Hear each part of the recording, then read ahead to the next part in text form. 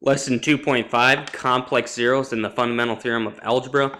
Many of the things we discuss in this lesson are going to be a review or an extension of things we discussed in Algebra 2. First things first, what is the Fundamental Theorem of Algebra? In its simplest form, it tells us that a polynomial of degree n has n complex zeros. Okay, it doesn't tell us much about those zeros. They could be real, imaginary, they could be repeated, any combination of those. It just tells us if we have a polynomial of degree n, then our total number of complex zeros is going to be equal to that degree. Next, we have the complex conjugate zeros theorem. This tells us that if a plus bi is a zero of f of x, then a minus bi, the conjugate, must also be a zero. Okay? The thing to remember about complex roots or complex zeros, they must always occur in pairs of two. And next, we want to discuss odd degree polynomials. So every polynomial function that has an odd degree with real coefficients is going to have at least one real zero. So what I want you to do is think about why that is always going to be true, applying that complex conjugate zeros theorem we just discussed on the previous slide. Okay, so use that previous theorem to explain and think about why this statement is always going to be true. All right, in our first example, we want to write each polynomial in standard form, identify the zeros of the function, and the x-intercepts of the graph. So we have f of x equals x plus 3i times x minus 3i. If we would FOIL that out, we get x squared minus 3xi plus 3xi, and then minus 9i squared. These middle terms, negative and positive, cancel each other out. So we can rewrite this as x squared. And then you need to recall that I is equal to the square root of negative 1. So if we have I squared, if we would square this, I squared is equal to negative 1. Negative 1 times negative 9 is actually a positive 9. So if we multiply that out and simplify, we get x squared plus 9. Now we have our polynomial in standard form. It is degree 2, so using the fundamental theorem of algebra, we know there's going to be two complex zeros. If we would set our original factored form, set each of these factors equal to 0, we would get x equals negative 3i and a positive 3i. Okay, so our two zeros, negative 3i, positive 3i. And if we're looking at the x-intercepts, if you would graph this quadratic function, it's never going to cross the x-axis, so you can go ahead and graph that on your own and see that. And if we look at our two zeros, these are both imaginary. We have no real zeros, so if there's no real zeros, there's going to be no x-intercepts. So in this case, there's none. We have two zeros, they're both complex, so there are no x-intercepts for the graph. Another example, we have g of x equals x plus 2 times x minus 2 times x plus I times x minus I. Same thing, we first want to write this in standard form, and then we want to identify the zeros and the x-intercepts of the graph. So, starting out, I'm going to FOIL x plus 2 and x minus 2 because those are a difference of two squares.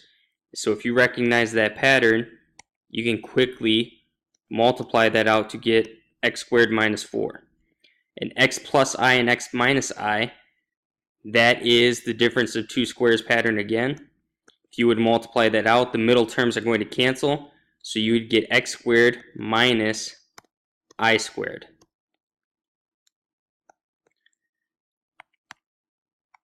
And then recalling from the last slide, if you remember, I is equal to the square root of negative 1.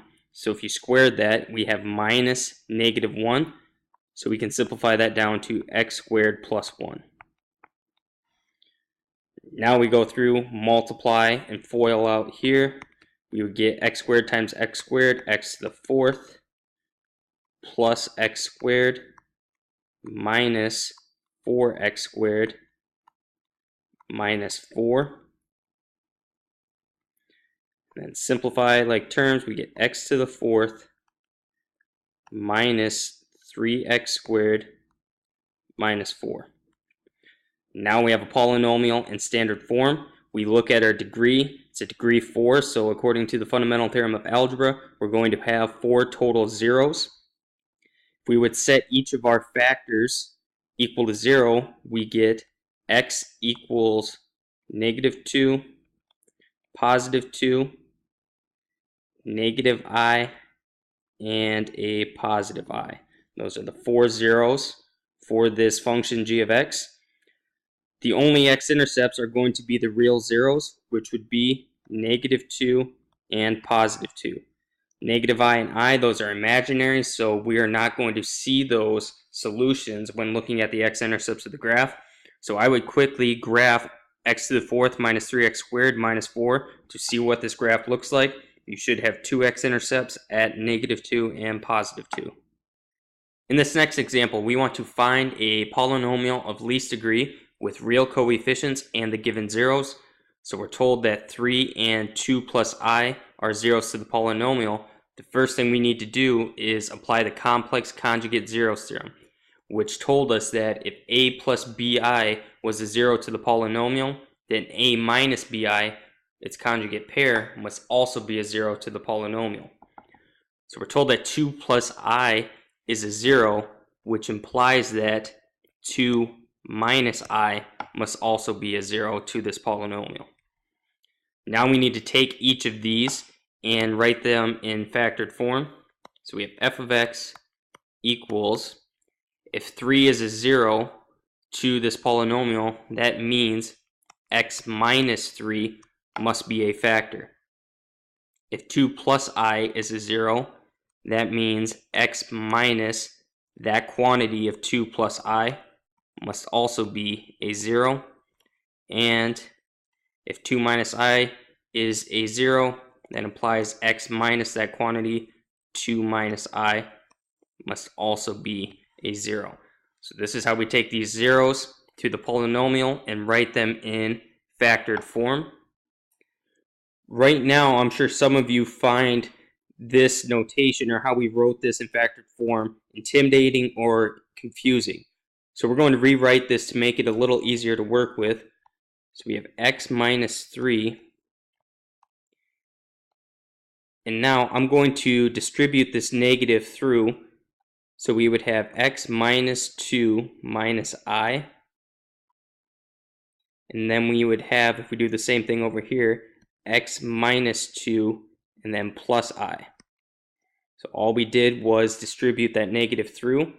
Now I'm going to regroup my terms that I have inside the brackets.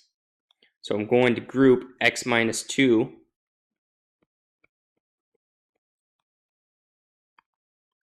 so I have that quantity, then minus I, and I'm going to do the same thing over here, group x minus 2 together, and then have plus I afterwards. The reason we're going to rewrite it in this form is because we're going to treat this factor of x minus 2 as one quantity. So this is one term, and then we have a second term, so we're multiplying essentially two binomials together. So we have x minus 3. Now we're going to multiply out these two binomials. So I'm taking the quantity x minus 2 times x minus 2, which is going to be x minus 2 quantity squared. Then I'm taking x minus 2 times I, so it's plus x minus 2 times I. Then I'm taking negative I times x minus 2, so I have a minus x minus 2 times I, and then we have minus I squared. So now we have a positive and a negative. These two middle terms cancel each other out, leaving us with x minus 3 times the quantity. Now we need to FOIL out x minus 2 times x minus 2. And if we did that, we would get x squared minus 4x plus 4. And then don't forget, I squared is equal to negative 1. So if we're subtracting a negative 1, we're actually adding 1. combining like terms inside the brackets, and now we can actually use parentheses because we eliminated the parentheses inside the brackets before. We have x squared minus 4x plus 5. And now we just have to go through and multiply all these terms out. So if I multiplied this x through to each term and then multiplied the negative 3 through to each term, I would get this polynomial, and then combine like terms, we end up with x cubed minus 7x squared plus 17x minus 15. You can go through and check and make sure I multiplied that out through correctly and simplified correctly. So this is a polynomial with least degree and real coefficients that had our given zeros that we started with. We have a cubic function, it's to the third degree, so we know there's going to be 3 complex zeros. If we go back to the beginning, we had 3 complex zeros. In the last example, we want to find all of the zeros of the function and then write it in linear factorization. Linear factorization is just meaning we're writing it in factored form as linear binomials. So we have a graph to the right of the function, f of x equals x to the fifth minus 3x to the fourth minus 5x cubed plus 5x squared minus 6x plus 8. We're using the graph as a guide because we're going to use synthetic division in order to break this down into factored form. So we're using the graph looking at what some of the x-intercepts appear to be. It looks like -2, possibly 1, and 4 are going to be the values we use in synthetic division to see if those actually are x-intercepts, if they are zeros. So how we use synthetic division, we have -2. That's what we want to check. And then the numbers I put across the top are the coefficients from the polynomial we started with. So I listed my numbers of my coefficients across the top.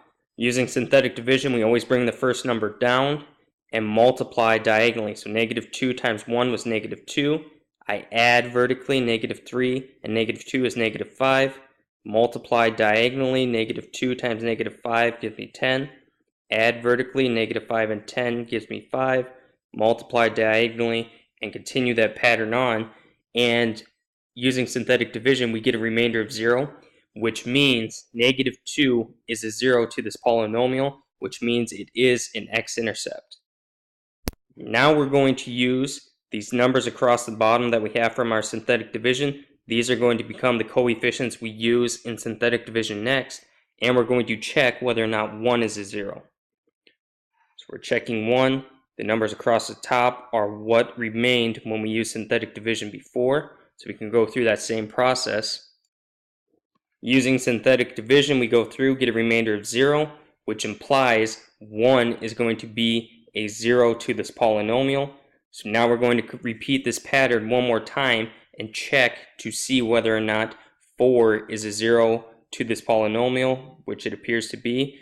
The numbers we use in synthetic division are going to be 4 on the outside and 1, -4, 1, -4. Going through doing synthetic division again, we get a remainder of 0, which means 4 is a 0 to this polynomial. So we know 4, 1, and -2 are zeros to this polynomial. So if we're going to write this in factored form, if -2 is a 0, that means x plus 2 is a factor. Then if 1 was a 0, that means x minus 1 is a factor. And if 4 was a 0, that means x minus 4 was a factor. So now we need to determine what remains. How do these coefficients apply to what remains in the polynomial we have left? We started with an x to the fifth. If we use synthetic division, that means this would be a polynomial of degree 4. If we use synthetic division again, this would be a polynomial of degree 3. And we use synthetic division again, so these represent a polynomial of degree 2. So this is 1x squared.